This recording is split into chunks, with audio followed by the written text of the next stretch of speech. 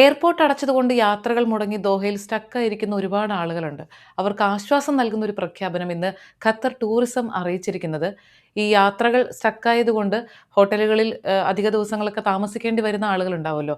അവർക്ക് എക്സ്ട്രാ വന്നിട്ടുള്ള താമസ ചെലവുകൾ ഖത്തർ ടൂറിസം വഹിക്കുമെന്നാണ് പറഞ്ഞിരിക്കുന്നത്. അതായത് ഫെബ്രുവരി 28-ാം തീയതിയാണ് ഈ സംഘർഷങ്ങൾ തുടങ്ങുന്നതും എയർപോർട്ട് അടയ്ക്കുന്നതുമൊക്കെ. അപ്പോൾ അന്ന് തൊട്ട് ഇനി എയർപോർട്ട് വീണ്ടും പ്രവർത്തനം ആരംഭിച്ച് യാത്രകൾ സാധ്യമാകുന്നത് വരെ ഹോട്ടലിൽ താമസിക്കേണ്ടി വരുന്ന ആളുകൾക്ക് ഫെബ്രുവരി 28-ന് ശേഷം വന്നിട്ടുള്ള അധിക ചെലവുകൾ ഖത്തർ ടൂറിസം വഹിക്കുമെന്നാണ് ഇന്ന് ഹോട്ടൽ അതോറിറ്റീസിന് ഖത്തർ ടൂറിസം അയച്ചിട്ടുള്ള കത്തിൽ വ്യക്തമാക്കിയിരിക്കുന്നത്. പശ്ചിമേഷ്യയിലെ ഈ ഒരു സംഘർഷം തുടർന്നുകൊണ്ടിരിക്കുമ്പോൾ എപ്പോഴാണ് നമുക്കിനി എയർലൈനുകളൊക്കെ പഴയ രീതിയിൽ പ്രവർത്തിക്കുക, എല്ലാവർക്കും ലക്ഷ്യസ്ഥാനത്ത് എത്താൻ സാധിക്കുക എന്നൊക്കെയുള്ള കാര്യത്തിൽ അനിശ്ചിതത്വം നിലനിൽക്കുമ്പോഴും രാജ്യത്തെ പൗരന്മാർക്കും താമസക്കാരായ പ്രവാസികളടക്കമുള്ള നമുക്കും ഒപ്പം തന്നെ ടൂറിസ്റ്റുകളായി എത്തിയവരെയും ഖത്തർ ഗവൺമെൻറ് പരിഗണിക്കുന്ന ഒരു രീതി അത് പ്രശംസനീയം തന്നെയാണ്, മാതൃകാപരമാണ്.